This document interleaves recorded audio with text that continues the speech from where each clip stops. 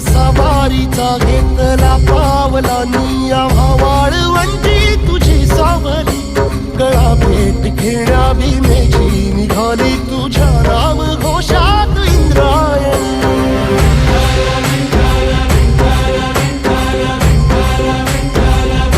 भिडे आसमंती ध्वजा वैष्णवांची उभी पंढरी आज नानावली तुझे नाव ओठी तुझे रूप ध्यानी जीवाला तुझी आस गाला गली